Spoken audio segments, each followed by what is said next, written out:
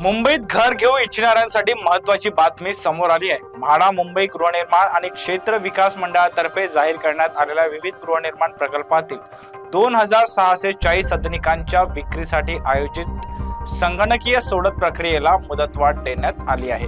Online अर्ज नोंदणी, अर्ज स्वीकृती आणि अनामत रकमेचा ऑनलाईन भरणा करण्याची अंतिम मुदत आता 14 मे पर्यंत वाढवण्यात आली आहे।